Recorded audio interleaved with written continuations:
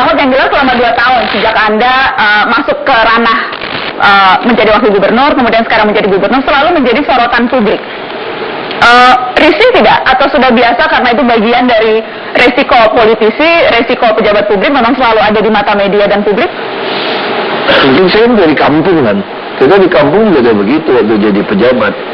Kalau kita lagi datang ke periksa kampung, itu anak kecil bisa teriak-teriak tuh. Langsung teriak ke rumah, apa, ada Ahok gitu kan. Itu udah kerubutin. Jadi udah, malah di kampung lebih repot. Terus ada foto-foto kan. Terus foto-foto ditanya, kapan fotonya jadi dicuci gitu. Kalau Jakarta kan ada foto-foto kan, foto pakai handphone selesai kan. Kalau di Belitung nggak bisa, ditagih tuh kapan cetaknya gitu kan. Udah cetak 12R, kasih kecil, kok kemarin 12R gitu kan.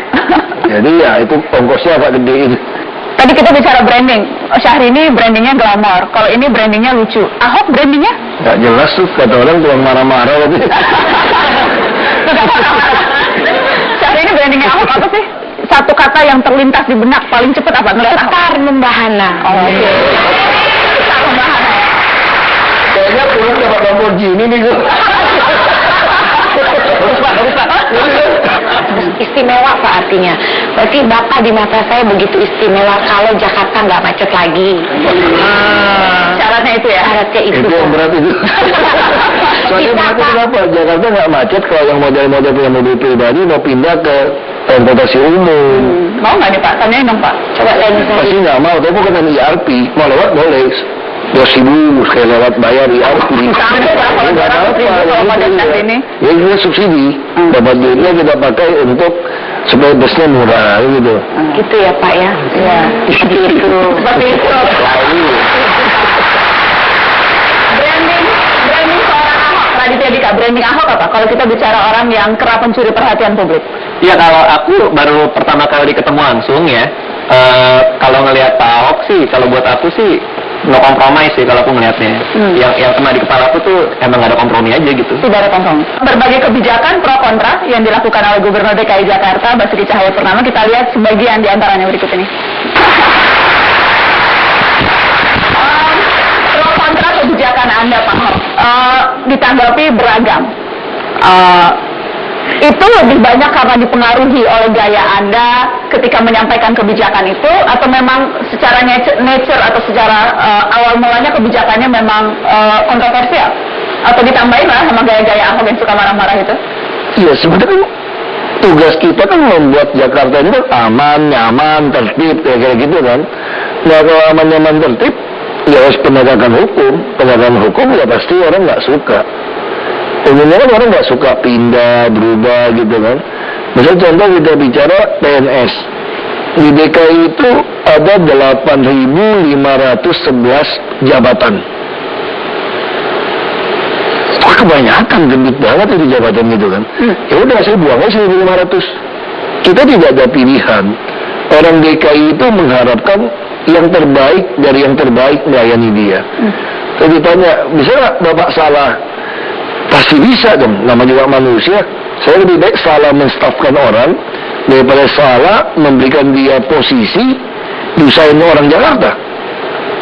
Lebih baik salah menstafkan kan. Nah ini tadi bilang kontroversi di mana? Menguntungkan warga Jakarta kok, manfaatnya lebih banyak daripada mudarat kok. Ya orang yang dipecat aja nggak demen kan.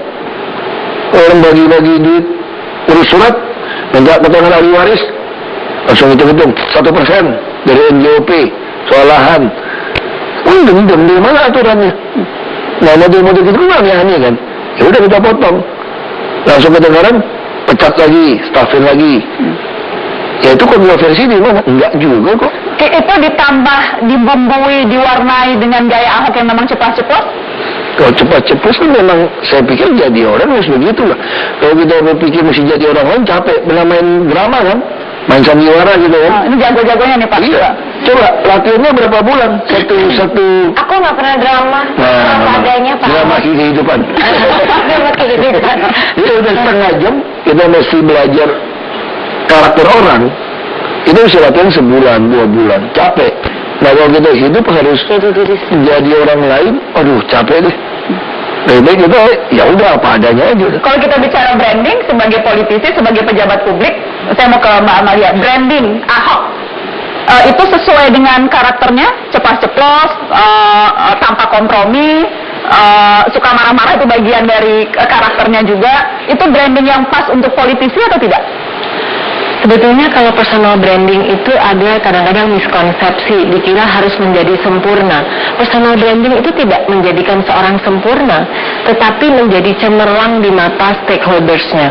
Jadi pada saat stakeholders yang mempunyai harapan sangat banyak untuk Pak Ahok, melihat Bapak sebagai sosok yang cemerlang, menjanjikan harapan, nah kecemerlangan itu sebetulnya yang harus nanti diuji oleh waktu.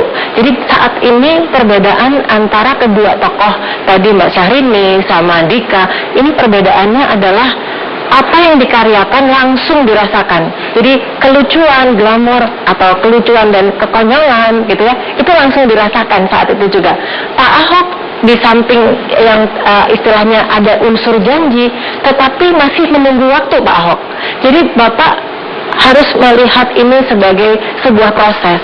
Branding is a process, dan mudah-mudahan Bapak bisa buktikan untuk stakeholders yang menaruh harapan untuk Bapak sebagai brand yang cemerlang. Sebagai penduduk Jakarta, Anda KTP Jakarta? KTP Jakarta. KTP Jakarta, hari ini juga KTP Jakarta walaupun lahir di Sukabumi. 2017 mempengaruhi sedikit-sedikit sekarang.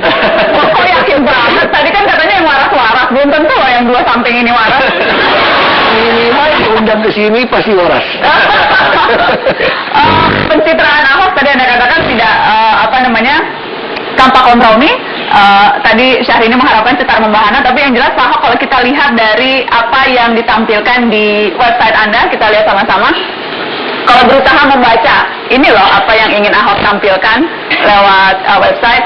Basuki Cahayapurnama, itu yang di atas kita lihat bersih, transparan, profesional. Itu tingkatan namanya BTP. BTP bersih, transparan, dan profesional. Jadi sejak awal Anda memang branding yang mau Anda ciptakan itu. Nggak Saya sengaja bersih, itu tidak nggak sengaja. sengaja. Itu saya dapat penghargaan anti korupsi dari mitra Kadin, ada Transparansi Indonesia, dan KPK waktu itu. Dia bilang standar yang dipakai ini standar Kadin. Jadi untuk menentukan kriteria pejabat itu harus bersih, transparan, profesional. Lalu waktu saya terima penghargaan itu, si pembawa acara bilang, kok nama Pak Basuki kok sudah BTP ya? Kemudian saya Cahaya kan pakai ejaan lama. Saya lihat, iya ya, kok saya udah BTP ya? Langsung nama saya kalau cuma Basuki Cahayapurnama kurung Ahok kan, kurung BTP aja deh. BTP. Soalnya kan ada John F. Kennedy, JFK, ada SBY, siapa tahu ada BTP besok-besok.